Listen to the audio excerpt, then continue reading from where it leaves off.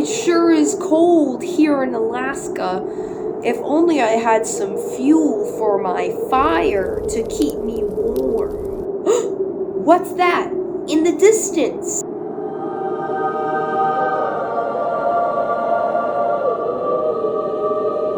It's Sid's certified art shop on Etsy!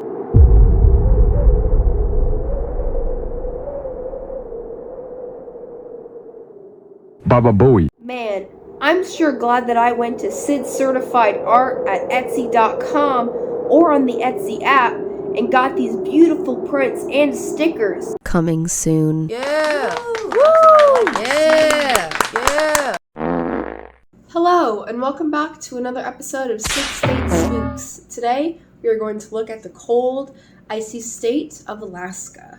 I'm sorry that it took so long to make the second episode of this series. I come to you sick, poor, and with broken equipment. My ring light and my microphone just decided to stop working on me after the last e-begging video that I made. So I will be rocking this less professional looking look for a while, probably. But with that all being said, this episode is going to be a lot beefier than the last one because Alaska has a lot of native folklore. Alaskan natives have been around for at least 10,000 years, and during that 10,000 years, they've come up with a lot of neat stories that I'm super excited to share with you today. So without further ado, let's bundle up, buckle up our snow boots, and talk about the cryptids of Alaska.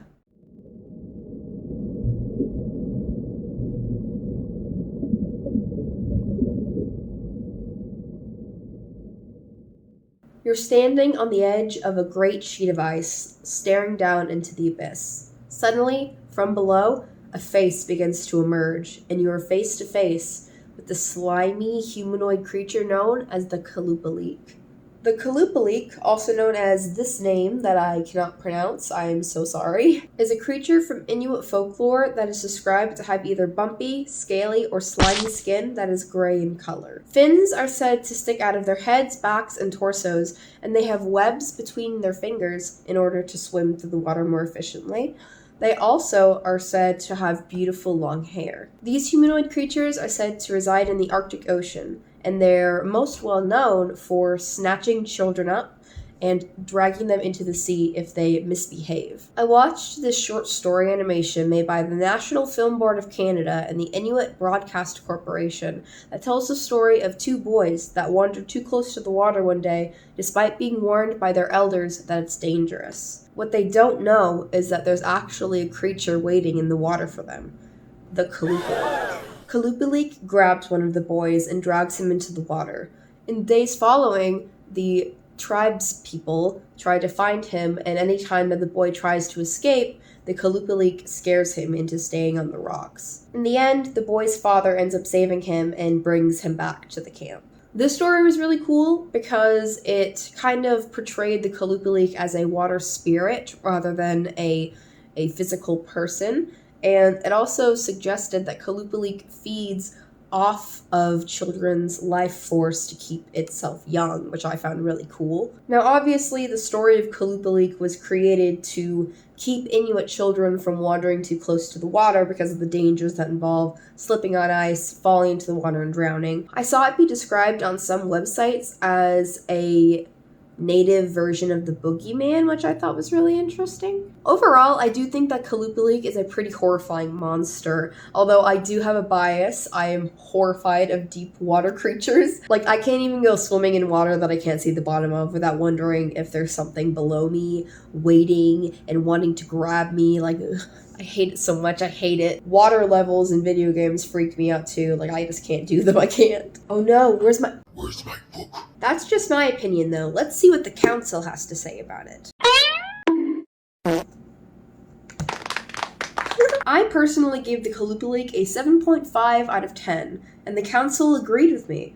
The Council of Creepy Cryptids also gave the Qallupilluk a rating of 7.5 out of 10, an impressive feat. Now, let's move on to the next Alaskan cryptid.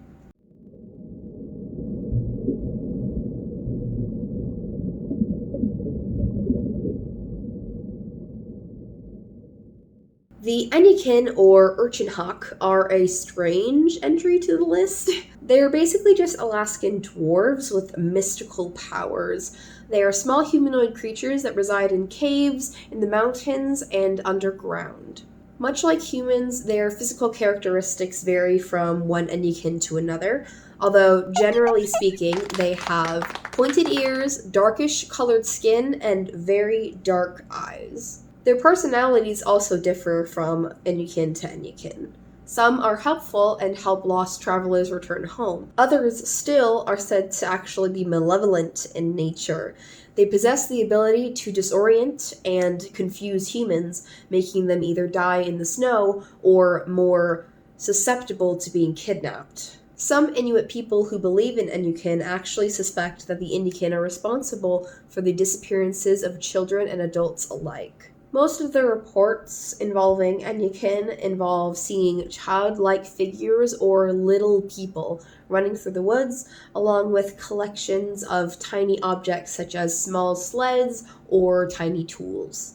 While I was looking into Enukin, I did find that there was actually a discovery of a tribe, basically, of tiny humanoid creatures. They are an archaic human species known as Homo floresiensis. Homo floresiensis. Fossils of this species were found back in 2003 on the Indonesian island of Flores? Flores? I don't know how to pronounce it. I'm so sorry. Bruh.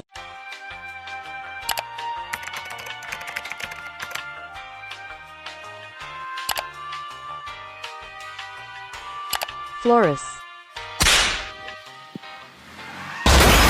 Archaeologists found 9 partial and 1 full skeleton, and the bones were dated to be back to between 60,000 and 100,000 years old. All of the skeletal remains that were found to be quite small despite being fully developed.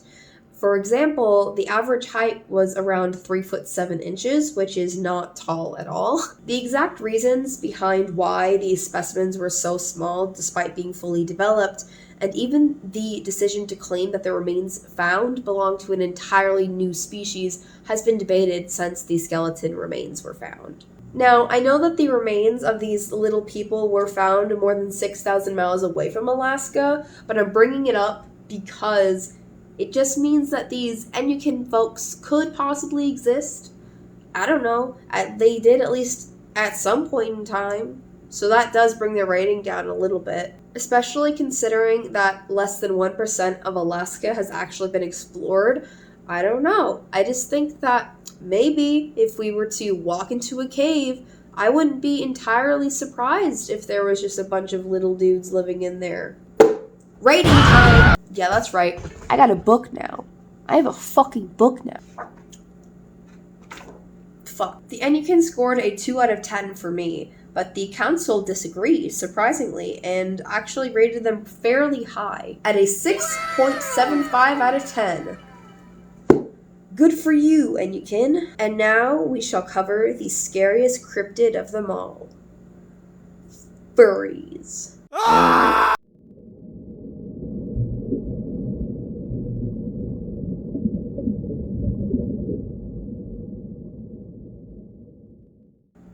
Otters.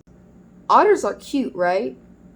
Wrong. The Tlingit people actually believe that some otters are shapeshifters. These shapeshifters can either have a good or evil purpose.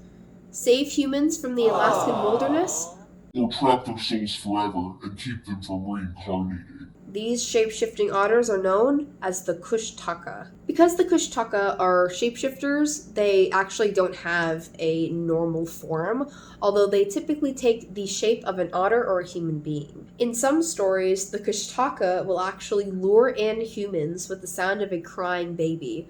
Once they have them in their grasp, they tear their flesh apart and consume it. Sometimes they delight in tricking Tlingit sailors into crashing their boats and drowning in the freezing cold water. Both ways actually trap the human soul and keep the person from reincarnating. However, good Kushtakas are actually believed to help humans who are lost in the wilderness. If a good Kushtaka comes across a lost human, they will distract them with visions of friends and family as they transform this lost and dying human into a Kushtaka themselves. It's kind of a bittersweet way to save someone, but either way, they keep the person from dying. But it is possible to keep the Kushtakas away with one thing: dogs. Yes, Kushtakas are afraid of dogs. It is very silly. So if you're ever in Alaska and prefer to keep your soul, bring a dog with you. Overall, I think that the Kushtakas are alright. You're kind of screwed either way, whether you encounter an evil one or a good one, so that kind of blows. However, they are much, much cooler shape-shifting cryptids, so that brings my rating of the Kushtaka down quite a bit. I personally rated the Kushtaka a 3 out of 10, and at first the council agreed with me. Until I asked Taylor for her opinion. Taylor single-handedly bumped the Kushtaka's rating from a 2.7 out of 10 to a 4.5. I have no words. Our next entry is another water creature. Surprise! We're in Alaska!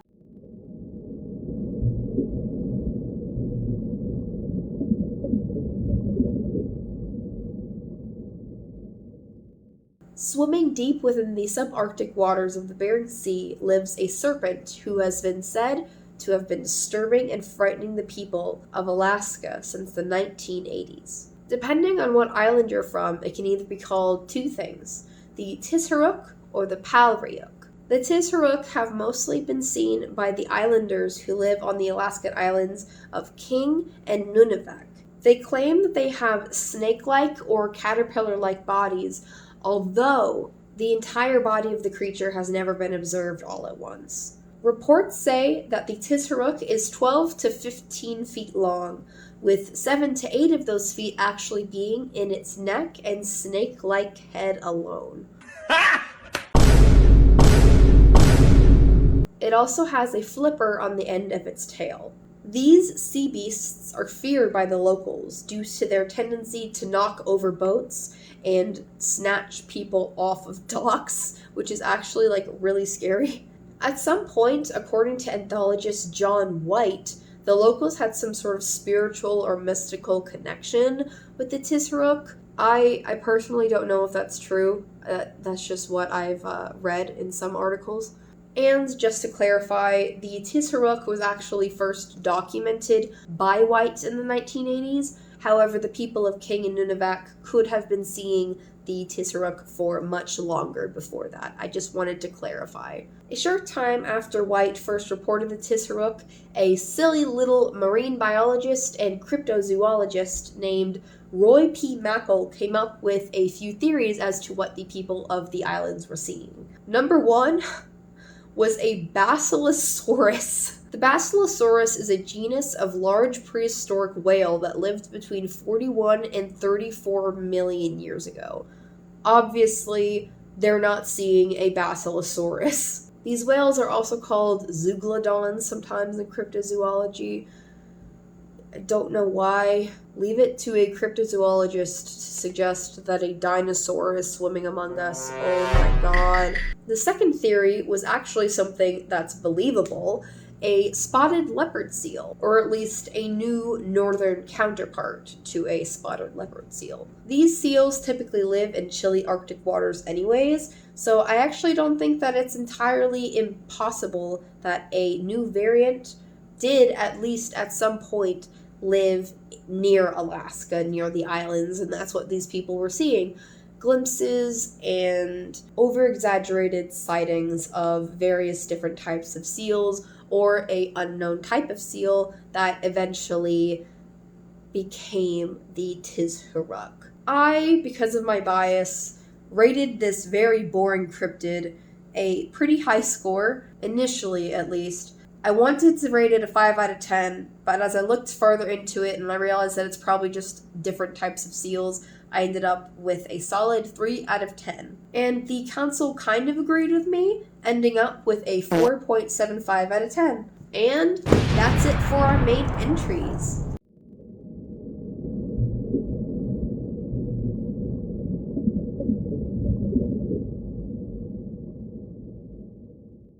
As you can see with the monsters that we've covered so far, Alaska has a very rich cryptozoology scene, I guess. Monsters reside in the sky, in the water, and even underground. But that's just the tip of the iceberg. Woo! Yeah!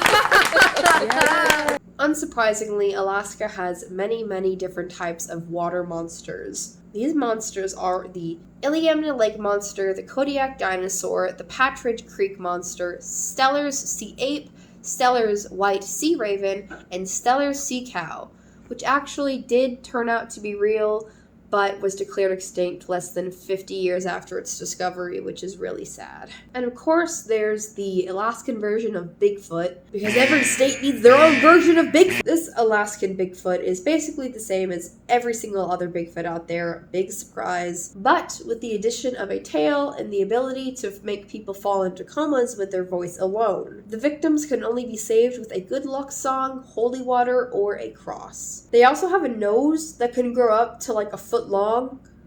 I just thought that was kind of funny. There's another Bigfoot-like dude that's similar called the Tunijuk, which are just said to be large, hairy humanoids who can make stone tools, and that's it. They entered the Stone Age. The next cryptid are large, bird-like creatures that live in northern Canada and Alaska down to Central America. If you're wondering why I'm putting them in the Alaska video specifically, it's because they eat whales. And whales are in Alaska.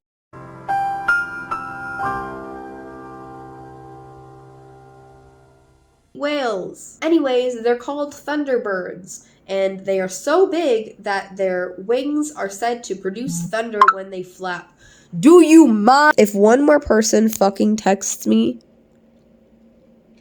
It's over. I read that thunderbirds are actually different depending on what tribe you hear the story from. Some are physical birds, while others are more spirits, and others still are more embodiments of thunderstorms. The number of thunderbirds also varies from there being an entire species of them to just one, and the one that I read is named Tin-mi-ukpuk. Our next cryptid comes from the Yupik people that live along the Alaskan coast. They are described to be large and slimy with leathery skin and 4 arms when it's swimming in the water. The creature is said to be a shapeshifter with a hatred of all mankind, and it is called the Emuk. Imukuk? These water monsters actively seek out kayaks so that they can pull the kayaks and the people in them down to the bottom of the ocean and drown them. But don't think that you're safe on land either. Emukuk is also known to bury through the ground and take the shape of earthly beasts, including that of a man, to chase down victims. There are also many different types of cryptids in Alaska that resemble normal animals. These include werewolves called adlets, an Alaskan tiger known as White Death, and a large, hairless, wolf-like spirit called Qallupilluk. I'm sure that I missed a lot. I couldn't possibly cover all of them in this video, but the script is running a little bit long. If there are any that I missed that you know about, go ahead and tell me about them below. I would love to hear about them. I love learning about spooky guys, and Native people in particular tend to have really cool monsters in their mythology. So yeah, I'd love to hear about them. Thank you so much for watching, and I'll see you in the next episode. Bye!